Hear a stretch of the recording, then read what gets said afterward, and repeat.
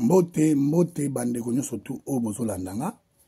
Eza ngai ndeko na bino général de God Jene. Eloko naza na journal lelo poloba pona likambo etali toujours makambo oyo leka na mboka. Président de la République Fachi na sepeli a trop parce que oyoki population na yo. Lelo natali na France 24 na moni vraiment que bakomi réunion wana sommet wana ezali annulé. Président mema bango bongo titango oyo trompe kokota. So trompe koti omoni crash avion et président vice-président Malawi. Akei bakosi au mauvais temps. Ozomona. Donc bazo luka kaka bazo luka. Ata ou avion ne mona na raté mais e baka bakoko attraper yo. Donc mikolo na Shinga Pemba va na parler président s'il vous plaît. Toi on a besoin na yo. Pour moni poste na yo wana mutu moko aozala ngo azate. To chanan Katumbi, to chanan Martin Fayulu, to chanan Sesanga, to chanan. Opposition ni nazala yo mo ba yo opposition nzala. Opposition mo ba vio yo passa nango na vie ya opposition na mutu moko a leka la vie ozala ngote. Yo okoli na bonne vie. Bango tout ba musufwa la musufwa. Ba musufwa la musufwa. Donc montrer bango siko ke ozo sala pona intérêt peuple. Président génération ya biso bana série 6, génération ya biso bana série 7, génération ya biso bana série 8. Biso ne motuto sala nini to tika relève pa ya baleki oya 90 80 2000. Donc trois générations na sima na biso. Génération kaka moko comme déjà bosso bana 60 na bana 5 bana 50 et puis bana 50 ba mingi te ba kufa déjà. Ba comme na ba 60 ba 70 ba comme kufa. Donc, bana 60 ne siko ba komo kene ko ba mikolo mais siko to lukande pona to conserver pouvoir wana. Président na esprit à bien président. Ça là vraiment concertation y a parti y a IDPS. Concertation populaire des adeptes de IDPS. Concertation populaire des militants et partisans de l'Union pour la démocratie sociale, du progrès social. Baya bangonyo surtout. Et poni et agité. Oh, zage pa ya papa. Tout ça, la personne n'a pas eu de petit boya. Oh, année, génération à génération, papa kapita za présent. Papa kapita yebi ba o baba na bango. Aro sa bango ke to sa la partie IDPS ezonga bomoko. Ba vie privée na biso na kata partie. Pourtant to manako sa ba lit famille à la raté. Tant to sa la lit famille ezala kate. Biso tanto bunda famille que ça soit grand frère nanga, que ça soit ba nanga ba la gité. Ngai mona noke bunda. Donc sur le pouvoir, il faut bato ba bunda ki bazwa. Po na minute loka papa Etienne Azate. Donc yo mutu ozasko na place, ça la concertation ya ba militant nyonso na ba partisan nyonso tu ya IDPS. To sala bon moko na IDPS. To zonga bon moko na IDPS pour to conserver pouvoir. Ata lelo yo zate na simana yo bike wana confiance ke parti etikali soudé, parti etikali bomoko, parti etikali dofe ali. Lelo yo moni ki populisme oyo François Kabamba. Pareil François Mutamba. Populisme asa parti na conscient, asa déjà parti na. Donc mieux vaut que préparer moi na ya IDPS. Ata le commune populisme et ça bien. Ce qu'on a battu aux la parti. Tant que l'on député n'a populaire, ou à Zagouna a parlé du peuple. Tant que l'on sénateur, nous avons parlé du peuple. Oh, qui a coton, ça stade du 20 mai. Mais, Constant, Mutamba, a coton de sa stade pour la mission confiée. Mission confiée, dans le balango depuis longtemps. N'a bi décret qu'à président, bimisa décret que, ce qui va kangiyo kuluna, ozana kanif, Gillette, Ndamba Moulangi, Machette, Mbeli, tournevis et l'autre mot qui est danger mbala moko boloko oya bomi mutu peine de mort babomiye kuluna kati mutu ba okata epe loboko pe babomiye tango décret salami ba obanga après ce que bomi ko appliquer président salobaki yango wana ministre de justice ba kangio juste sambi ba bio yo bomaki mutu osaimu mabedon kombo na yo mbala moko angenga kombo no mbala moko ko boma batu musu bo bon so ba innocent nazo mutu musu atala kai baboto la kai mwasi aleko aza bongo ale abambie kaka aza kuluna ale bibo bo vérifier te mbala mo il faut ba enquêteur bazala mutu bongo ko boma bolandeli ye auti wapi abotama wapi ayaka wapi tout bolandi bongo ni ya solo et puis ba témoin te alekisi tata wana laki ba opeksa yo kaka te kaka kokata batu manchette aboma mutu na miso na biso akata mutu témoignage de ça peut sa témoignage donc wana ko tout moins bo dire ça te wana ko boma wana vraiment ko boma wana vraiment faut boma donc faut ko boma donc biso ne toza awa tozali pena ke ba tuya IDPS nga ta salaka ba parti ba organisation mais nazali na kati ya IDPS donc famille ya IDPS nga za lokwa na kati kuna so na bimi na sali mwa famille na ngape mais tamba obenga bata IDPS na koya présent tozala ba lié ya bana o basali bata IDPS ba lié na biso tozala bango sikoyo baza ba lié ba profiteur omoni Kabila tango abomi Katumba Mwanke mbala moko bayebi ke na kata constitution bango lobi deux fois ali basani bango se retirer basara jet set oyebi sur histoire bango te na ba conseiller na ye ya Kabila bakesa la jet set na ka bango moko kaka ikiri bosala bon po amona ke mboko zo kende bien politique ça bien opposition ça bien opposition na biso ya ki bana ko encourager sauf que bana ko water ki papa Etienne Tshisekedi les restes bana ya permettre papa Etienne Tshisekedi baza ba traître Moutali Bosso boyebi Kabasele na papa saini abwaka kaye bayaka na kengo adondo papa na adobo mbole papa abwaki si bango abiti to kenega pourquoi ba ngisa mona Genval sengaki tozana candidat moko ka ya opposition cette fois-ci to battre record lokola mandat nezo sila to battre record bo cha boya simananga nga essentiel nazoya po to kweisa constitution na to kweisa système wana to kweisa régime wana na tikela bino régime ya bien oyo ya pouvoir souveraineté nationale pouvoir à peuple d'abord et puis état de droit continue à kati ya peuple d'abord mutu so comme ko se réfléchir que na ota mona mboka mutu so sali mbo ayibi mbonga l'état ko kanga mutu wana ko mbongo wana et puis so ko kangi mutu wana boboto le bloco tout et puis ba famille na ba tikala ko sala te pendant 10 ans so kombo na ba kebo kombo nani o kombo na jangabo o sala te o uta la famille jangabo do sala te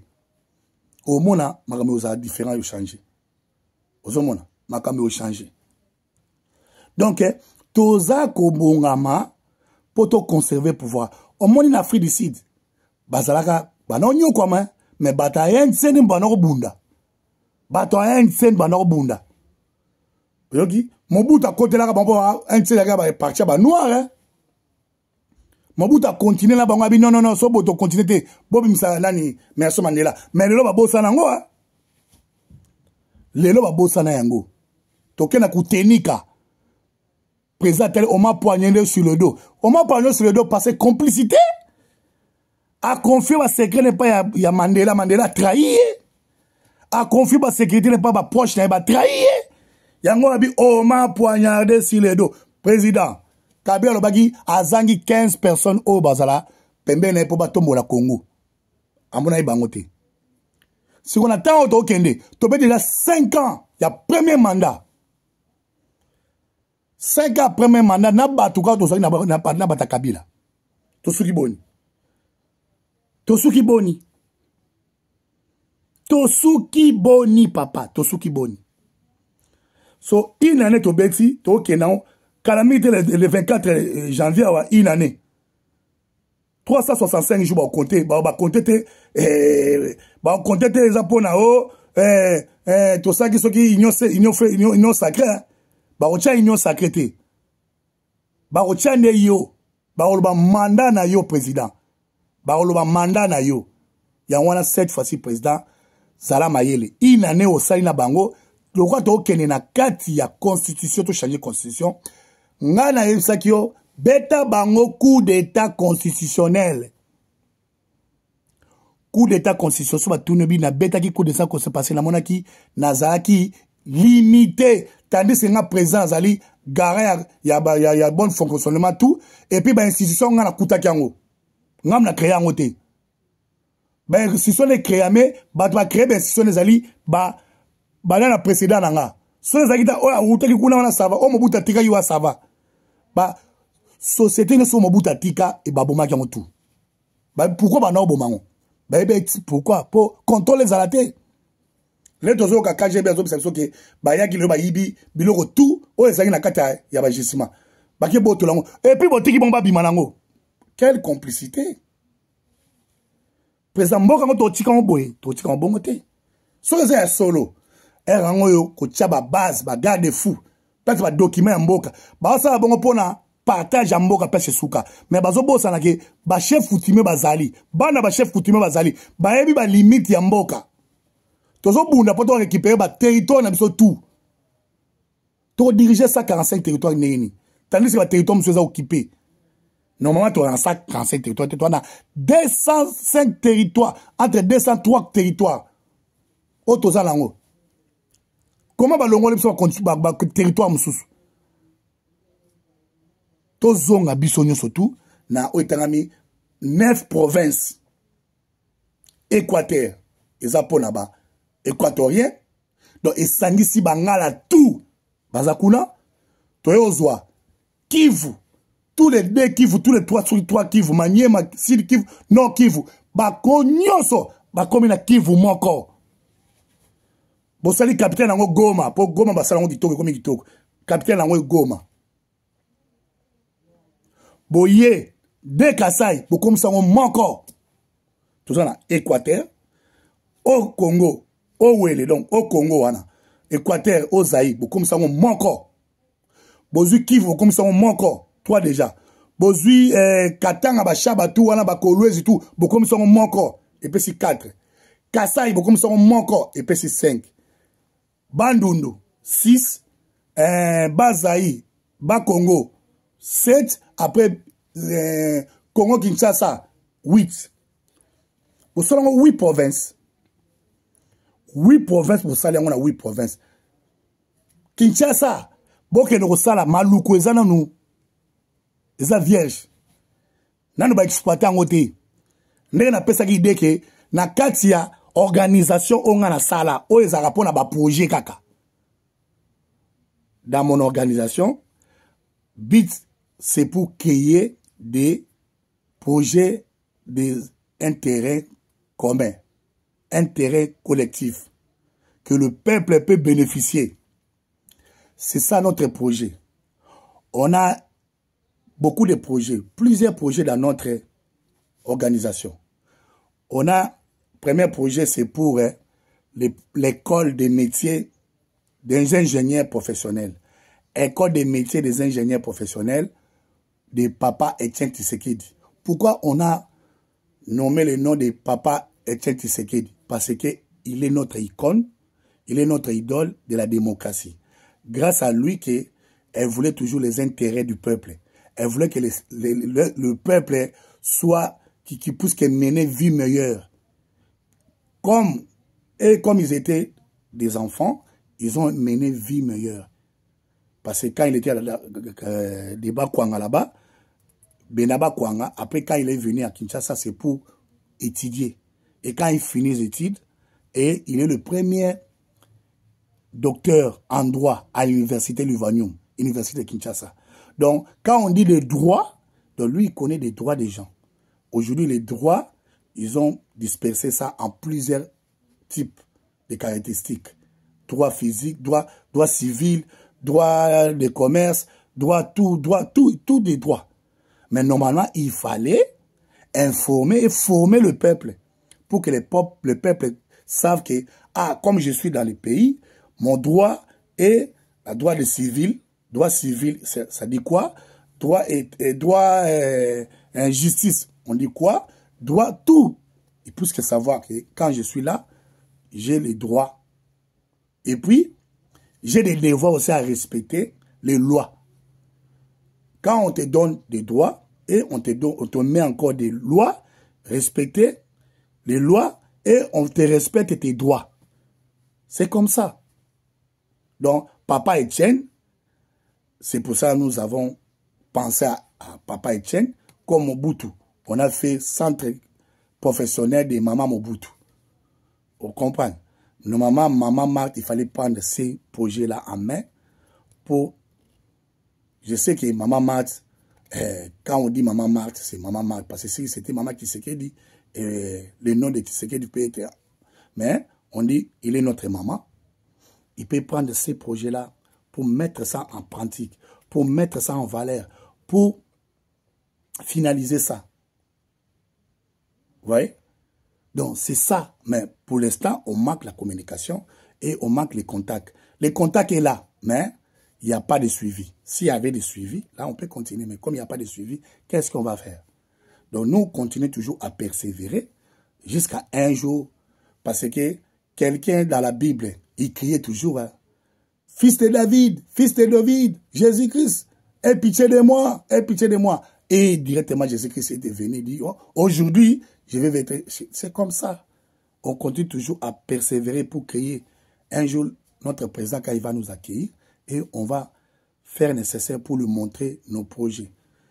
D'abord, je vous signale et je vous informe que le projet de l'Institut de métier professionnel ingénieur de Papa Etienne Tshisekedi au Moulumba, nous avons des contacts à Maluku, qu'on va nous donner quelques hectares que nous puissions construire cette école. C'est pour cela que nous voulons construire cette école au fond des montagnes de Maluku là. C'est pour ça que nous avons répartir commune de Maluku à 4. Commune 1, c'est là où notre école va être. Donc, c'est ça la terminus de notre train. Train ferroviaire, comme les RR passent ici. Nous aussi, on va poser d'abord premier RRR qui va quitter de Ndolo jusqu'à Maluku. Terminus, c'est l'école de Papa Etienne Tshisekedi pour que quand quelqu'un va, ah, je vais aller à l'école de Papa Etienne Tshisekedi. Là, on nous donne toujours le nom, ça va commencer à répéter avec génération de génération. C'est ça nous voulons. Et école de Papa Etienne Tshisekedi Maluku 1. Maluku 2, c'est l'industrie. Comme on a fait à Limete, Kingabwa, on a instauré beaucoup de usines. Après, le président va faire appel d'offres que tous les investisseurs, si vous voulez venir investir à Kinshasa, bras ouverts, nous avons ouvert notre bras pour que vous accueillir. Pendant 5 ans, il n'y aura pas de taxes.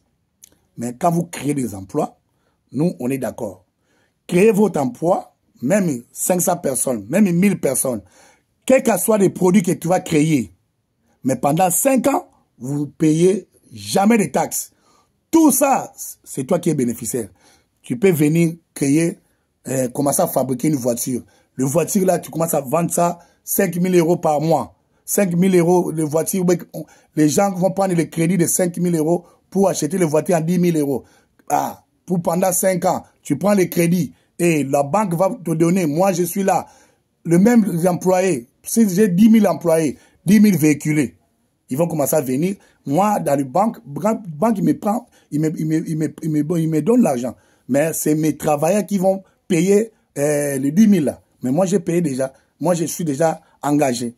Donc, je vais laisser pendant 5 ans pas de taxes pour payer et pour ouvrir la porte aux investisseurs qui puissent venir pour investir. Là, on va laisser la place, grande place, comme on a laissé Limité et Kingabwa. Il y avait beaucoup de sociétés qui sont là. C'est pour ça qu'on va appeler les étrangers, les investisseurs qui puissent venir. On donne la place. Voilà, prenez même hectares, même 1000 mètres, même 500 mètres carrés. Voilà, créez ta société. Ah, vous créez votre société et les emplois. Les gens vont quitter des Ndolo pour venir travailler. Là, ça c'est Malukoudé, là où il y a des industries. Et il y aura aussi des industries, mais il y aura aussi des quartiers industriels et des gens qui vont habiter, des PDG, des directeurs de la société. Au lieu d'aller loin, ils vont rester là. On va chercher encore les cités pour créer des maisons, quoi. Et après, troisième, Maluku 3. Maluku 3, c'est pour les Libongo, là, que vous voyez. Les Libongo. Et des maisons aussi. Les Libongo et des maisons. Et des sociétés aussi. Des sociétés, des plateformes, là où il y a les informatiques. Les sociétés qui n'ont pas des usines. Les sociétés comme les informatiques, là. Vous restez dans votre bureau. Vous allez descendre à Port. Port, ça va vous donner beaucoup de plateformes. On va créer beaucoup de plateformes là-bas. Là, si votre société qui n'a pas d'usine, qui peut être informatique, ou bien banque, ou bien crédit, ou bien assurance, tout ça là. Et puis l'assurance, tous les assurances vont être là-bas. Les assurances pour créer des emplois. Peut-être on dit, bon, ça va. À partir d'aujourd'hui, tous les locataires, ils vont commencer à payer les taxes d'habitation, c'est 10 €. Mais l'État va dire aux agences, moi, je vais, comme vous, pour que je vous laisse un peu de pourcentage, moi, je vais vous dire que vous allez payer seulement 6 €. Après, vous restez avec 4 €. Les 4 € là, vous commencez à réfléchir pour embaucher des gens pour travailler, puis vous gagnez. Gagnez plus, travaillez plus. Et puis, vous allez prendre des plateformes, vous louez plateformes, et l'argent, les gens qui vont rentrer, toi, tu vas commencer à bénéficier. C'est ça, l'argent circule. Donc, Maluku 3 dans les ports, qui va aller jusqu'à, avec des plateformes, tout ça là, avec des maisons aussi. Et Maluku 4, c'est pour des cités vraiment des logements. Là où l'État va créer beaucoup de maisons. Beaucoup de maisons, vraiment, beaucoup de maisons. Et marché public. Comme il y a marché aux Zandou là-bas, on va créer encore un autre marché à Maluku 4. Maluku 4, maintenant, c'est comme ici en France, on appelle ça Orangis. C'est toujours grossiste. Mais les gens vont acheter là-bas. Donc, tous les grossistes dans le monde entier, ils vont venir là-bas en Maluku avec des pavillons. Pavillons des aliments, pavillons des viandes, pavillons des fruits, pavillons tout. Des légumes, tout. Des cartons de boîtes, tout. Ça sera toujours là. Là, le marché international des grossistes, ils vont commencer à venir là-bas. Vous voyez? Les trains là, les trains vont être là pour faire les transports communs pour les gens. Donc, le train, quand il va quitter Maluku 1 à l'école des papas, l'école des ingénieurs, des professionnels, Papa Etienne Tshisekedi, jusqu'à Maluku, c'est 1 heure du temps. Donc, la personne, quand il quitte là-bas, 6 heures pile, à 7 heures pile, il est en ville. En ville, peut-être comment on appelle ça, à Ndolo là-bas, à côté de l'aéroport d'Indolo. Et l'aéroport d'Indolo, il y aura des métros. Les métros vont aller jusqu'à, ça va sortir aux Zandou là-bas. Donc, il y aura des métros. Métro va passer. On va créer des métros en bas. J'avais demandé aux gens ici, là. Ils ont dit oui, ils sont capables. Ils sont capables parce que le métro, il prend seulement 40 mètres au sous-sol. Et après, ils vont creuser. 40 mètres de sous-sol, c'est bon déjà. Déjà, nos calamous là-bas, avec nos rivières là-bas, ça va, c'est pas 10 km, c'est pas 10 mètres, hein. C'est 2 mètres, 3 mètres comme ça. Là. Mais quand ils vont creuser en bas, tu vois, ça sera mieux. Donc, 40 mètres au sous-sol et les métros vont passer. Quand ça va passer, c'est Ndolo jusqu'à en ville là-bas, comment on appelle ça, marché central, ou bien jardin botanique. Parce que le terminus, le métro, ça sera jardin botanique. Le terminus, ça sera là. Et là-bas, jardin botanique, il y aura encore des magasins. Il y aura des magasins et les gens vont... Donc, la sortie des magasins et le truc des transports, ils vont mettre ça là-bas. Jardin botanique, on a besoin... Toute la botanique, c'est lui qui va besoin de voir des bois qui poussent qui est parti à Kisantu. Et nous sommes pas français pour pouvoir... Bon, Kisantu, à Kisantu. Vous comprenez? À Kisantu. Nous allons pas parce que Samuel Eto'o a besoin de malobanga na lobarabi nazana ba réflexion moko ezaka bien nazo regretter pour azalinga ta pesa ka moto alandi yango moto expliquer mais azo mona makambo nazo bimisa soki bina nazana na makambo nanga nazo bimisa nazana bato a bien so bazo zo malobananga so ba mettre en pratique et ça la bien donc yango moni na côté moi français muke pour bomona que emo Samuel Eto'o aza moto oyo nzambe azo bisanga ki un jour azala président de la République. Samuel Eto'o, un jour, à présent de l'époque, génération la bango ya ba papa na ils ont aussi là. Ce qu'il faut Samuel Eto'o a une nouvelle génération a tient on a place. Il y a un moment ba bloga mike il faut asala salango pour la gozo populisme. Quand nenge papa na biso mon nani papa Constant mutamba nenga zo sala populisme ils ont bien.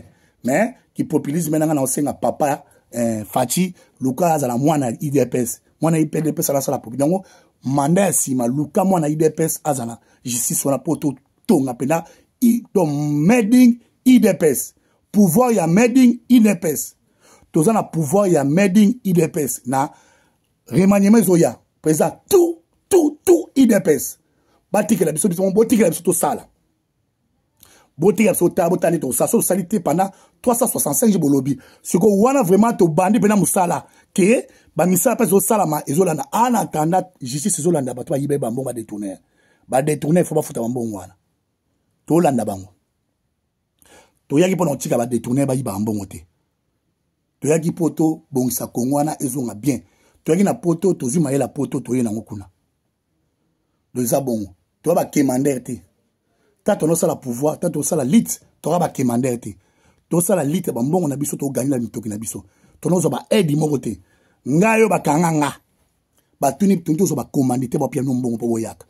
ba biso na Bruxelles ko nezali papa na bino ya révolution papa etsenga na wanga nemi ngama ngama na ebite ngana osala pona volonté na moni ki peuple nanga azala bien ngana nazo buna nazo militer nazo partisan pona koluka état de droit kota na mboka et puis peuple nanga a vivre vie meilleure ne bino bo vivre vie meilleure awa ne pe biso to na vie meilleure et pourquoi ke kuna tena bino ke kuna pona so la ke kuna ba bomanga non ça té bino boza aboyibi o eleka bino na série ya guerre 100 ans bino bo souvent ngoti tango un nazi ba nazi ta ba inonda bino bokokaka bozaka so ba lié ba ya te bongo bokoka biso ba lié biso to ka to ba lié ba compatriote biso to bunda pona to yebsa pour atteindre ce quota parce que peuple a souffrir.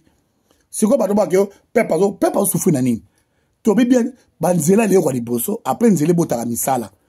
Nzele botaka misala. To zana na problème ba infrastructure to zo sala yango na. Mais infrastructure bon banzela to tomate. Hein? Nzela munene zo kama zo kene ti aéroport. Bon mona yonte tant ba cité bon ça ba cité na ba l'état kotonga ba cité bandako na ba boulevard wana pembe wana l'état kotonga bandako hein boyebite nzela so salamika ba bandako ya rasima après l'état zo teka ndako ateki le terrain abe moni terrain na lingo to ndako 2 ans isili tongela ndako mais eleka 5 niveau te tongela suka 2 niveau pesa la ndako mo habitable eza mutu so le kabi wi ndako bien eza te ndako vandi bo eza ndako mo sophistiqué te tonga ndako immeuble te 2 étages ba vitré bien mutu on le kabi eza ndako bien et puis ba ndako kuna tu faut demander eza na ba ascenseur pour ceux na ba ascenseur et ba former batu so zupan ba bengi mutu a bongisi allez ba futi mbongo et puis c'est misala banda bo sala ba ascenseur de ne ba sa misala ascenseur nga les machines mais mutu bongisa on les a mutu faut technique au salango électricité bato bazo si ça na école papa Etienne Tshisekedi bo pesi bango ba autorisation que nenga zaboye ba l'état a pekisi mutu soko ebi ke oza électricien te oza na autorisation te oko fungola cabine téléphonique cabine ya courant te poso fungoli cabine courant bakangi yo ici parce que mutu aza na bani babine au moins so kangi oyo so bakati yango oye baki bakate oye nango la sibongo kangi photo oyo la chita na kuta bakati yango so bakate boku ndako wana bafuti amende et puis bokati bon courant pendant 2 jours. Il faut louer à l'amboka, so louer à l'amboka, totam ça état de droit bien, totam ça mboka paie bien. Ah, t'as la paie il faut au le rappel social, au foot rappel peuple. So au foot à peuple, bon wa toi na banque ketisiko, banque congolaise zate. Ba banque là se ba étranger, il y a ba arabe, il y a ba mvuzi, hein, tout wana bisom tu rappel toi perdant. Bisom toi perdant. Il y a un moment ba idée ça tout ça là on a dit que biso na kata ONSAP organisation des nationalistes soutenant les actions du président Fachi. Nous sommes là pour donner les projets et les projets collectifs le peuple qui peut bénéficier avec ces projets. Donc c'est pour ça qu'on a commencé les projets de Papa Etienne Tshisekedi, école de Papa Etienne Tshisekedi pour que nous puissions envoyer nos enfants et les gens qui ont besoin qui au lieu de partir à l'école, elles viennent seulement pour, s'il est déjà à l'âge de 17 ans, 18 ans, il peut aller là-bas pendant 2 ans, après il connaît le métier, après on l'envoie aller travailler, c'est comme ça. Donc c'est ça. Donc nous on est là, c'est pour donner nos projets à la présidence qui puisse faire la faisabilité, étudier le projet et on met le projet fin, après la faisabilité, le projet soit réalisé. Et nous, avec main d'œuvre, nous allons embaucher les gens qui viennent dans l'organisation. Notre organisation, les gens qui vont entrer là-bas, il faut qu'ils puissent... Donc, nous sommes comme les petits frères de l'IDPS. Parce que moi-même, fondateur, président, je viens de l'IDPS. C'est pour cela, il y a là-bas au pays, nous avons beaucoup de parlementaires debout qui sont déjà adhérés, mais il m'attend quand même je vais venir et on va commencer à faire congrès pour que nous puissions faire sortir le président qui va diriger tout le Congo. Parce que le président qui est là-bas, c'est le président Kinshasa. Et nous avons des présidents des districts et nous avons des présidents des communes. Donc le président des districts, le président des communes, il va diriger tous les quartiers. Et à partir des quartiers, nous allons aller à porte pour expérimenter, pour étaler notre projet. Voilà. Nous sommes l'organisme qui donne des marchés, qui donne des idées. Si peut-être toi aussi tu as des idées, tu peux nous donner des idées et on avance ça chez le président. C'est le président, il va faire ces projets-là, ça sera mieux. On passe et nous sommes aussi le mutuel, nous faire entraide entre nous. Si peut-être vous avez des problèmes ou bien ta maman est décédée ou bien ton père est décédé, on est là pour t'assister physiquement et financièrement. Et si peut-être vous avez mis les enfants au monde, on va t'assister aussi. Si aussi, peut-être tu es marié, on va t'assister aussi. Donc, mais nous allons respecter vos états civils. Si vous êtes marié, on te respecte quand tu es marié. Si vous êtes célibataire, on te respecte comme célibataire. Mais ce sont des adultes qui sont bien instruits. Nous ne voulons pas qu'on puisse amener des gens chez nous, des voyous, non. C'est comme ça. Yango moni, tout ça la boulot, yango wana. Ton ami Taroloba, na moni na 8 minutes pe moi mingi. Donc, toza président na sepeli nengo kendaki te, peuple na simana oyo sepeli. Et sepeli nengo kendaki te, sali bien. Batwana beta bango sabo, zelaka ya sima ya. Mais en attendant, wole laka intérêt territoire. Que nous bouni sabongo botola. Merci le Sako na armée, force armée congolaise. Banado banobenga no FAC, force armée congolaise, FAC, force armée congolaise. Yabino yangoyo. FARDC on ezaki na mélange na ba Rwandais. Rwanda ezaki na ba Rwandais na ka FARDC, FARDC. Zomona, mais surtout comme FAC, FAC, force armée congolaise. Congolaise na osengo kiza na ka. Présent, chaque Congolais a la cap pour la différence entre Congo et la Brazzaville. S'il vous plaît. L'esprit est bien. Bateau, ça la constitution pour chaque Congo à K. Congo à K, ils ont là, ça symbole que et réunir biso sur ba congolais ba bantou oui c'est bon car nous la saison dit mungala muluba mu swahili mon Congo ils ont réuni biso to na kawana to na sima kawana ya 7 aki bango ba ko tia biso mais biso so ko sima ka ils ont la seki biso nyonso tout to ça ba congolais to ba ne kolo moko yango mon toko kabwana te il faut dans la kala bomoko il est qui nyonso tout unité nationale il est qui tout yango mais ndenge za wana président concertation ya ba partisan ya ba militant ya IDPS et ça là ma président senga na palais du peuple biso tout oya na ba oba na province na ba oba za na étranger soka za na possibilité oya etant que za président za membre boya poto luka tout ça la carte moko kaka carte moko ya IDPS ya mo nga ba boulon songa na kata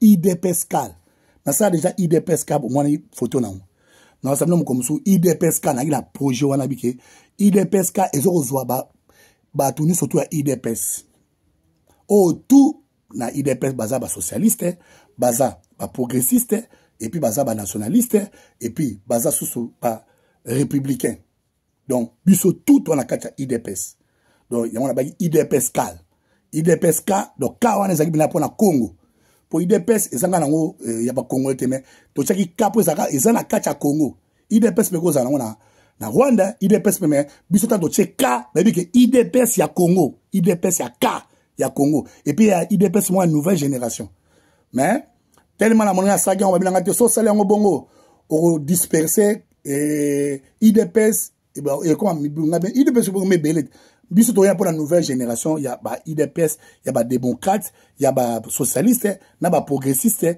na ba républicain biso tout ça et le monde le c'est Kinshasa quand on est là c'est Kinshasa donc il y a là qui quand on appelle la CP Congo zomona il y a taki IDPSK donc IDPSK mokonzi so la idée na nga penser na nga babi projet so ibana fusion ibana pe na penser bon ça peut le chacun ezaki na koukouler pe bimi ah beloko de gola sa lobelango et sali na ngote et changer na ngote président ezaka idée bon aza mona mboka so tu ma beza o bon biso tout concertation populaire photo sangisengo et ba ke IDPS d'abord après reçoit concertation populaire ya ba congolais au sali concertation nyo surtout bon pour na ndenge to changer nini constitution mboka boyebi ke mboka zaki na régime boye to tcha na régime to tcha comme amis tout la propre ba soda boni bono za autant siko boye ba salela mino comme autant ba enseignant po bo sa so ba réunion te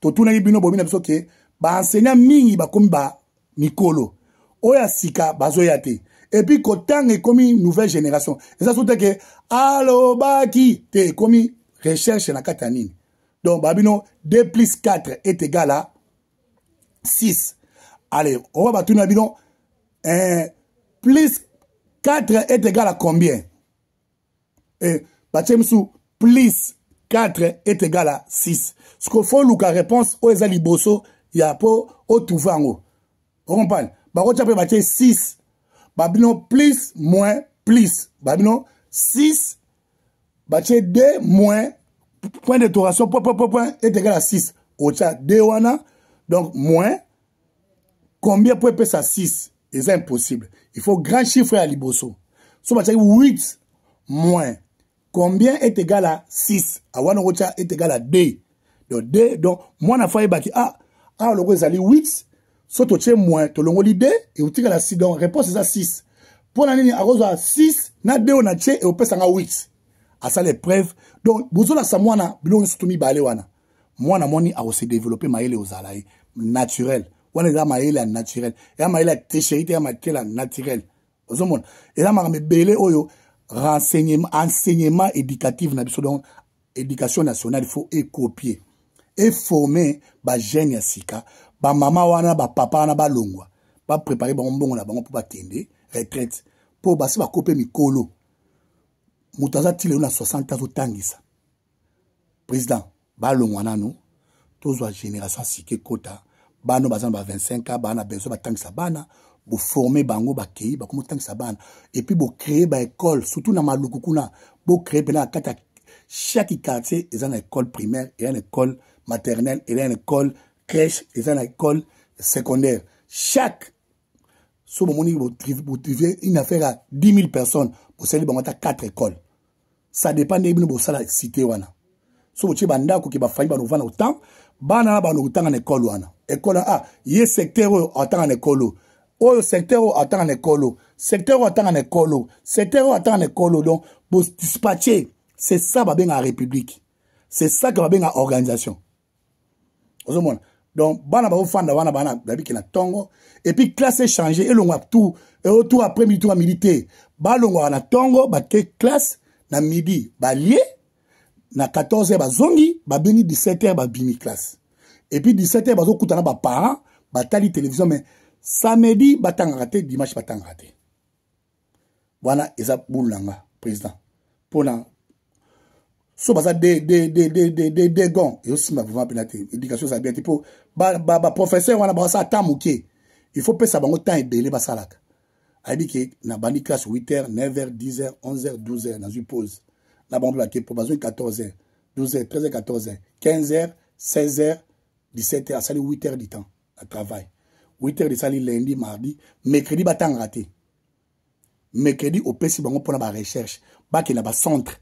Makamba tangaki lundi, mardi, ceux qui ont des devoirs, bah bénévole, bah oya ou aider bango pour pas n'a toujours maïl. Mercredi, bah t'en raté. Après jeudi, bah zongi, vendredi, bah zongi, samedi, to vandi. To développer mboka bongo na mayela bana quand des ana poto akuni changer tout ça politique au copier Autriche donc o nga ngalo baka yango na moni na lobi mwa mingi ndambo ekoki eza mo muke elo na lobaka ke président toza pour nengo keite beta somena sabo ko kende sous tes comme ko trompe okende mais pour l'instant président intégrité territoriale baboto la ka ba territoire na biso bo attaquer bango so ba salaire bango ya to bunaraka tile to en kota po Ukraine bazo bunda toujours Syrie lelo ba ko tindela ba Israël ba tindele ba bombe po ba moni ke mboke kei dictateur akei talara comité international lobi loko to fani nie est-ce que nous ndima ba islamiste pays ba combattant bon avant point de comme ma politique donc comment ben est-ce que film ke ba tindi Israël tombo a bombarder ba place surtout ba arme ba tikaki pays wana comme rien ce que président pas côté abi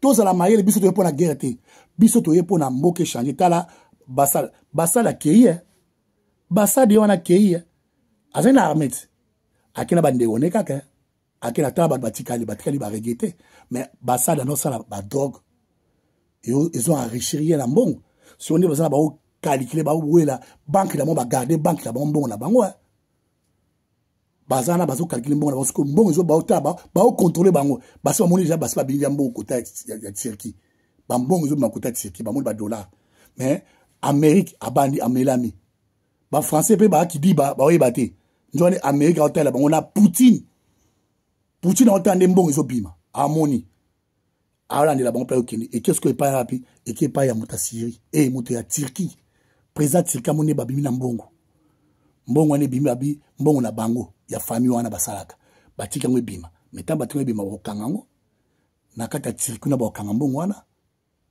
ba or na banque wana ezate banque wana ezasi ko surveiller ozomona eza surveiller pa banani bango moko mais président wana koti alobi ki non to kenge la banque muta yiba iloko te biso za apona changement to bene mboka muno sana ba droit na ye ba cha ne biso ko lukani ba cha lokwa dictateur e kufi to lingisu ba dictateur te Trump asa lo ba kango abinge pa na ko tolérer dictateur mon côté toujours que le pays faut alternance salam il faut changement écoute donc calamité présent il y a Cameroun à sauter et on a aussi ngana eto zora déjà j'ai fali soza na eto ipsa eto de go lobaki nebo solo na zora déjà j'ai bana déjà osaki populisme déjà salama ba caritafi moya ba kolia biloko bana balera biloko pa na yo ba mono boboto na yo e bano na boka bato kolia osaka parti politique osali parti mouvement pour le changement pour le Cameroun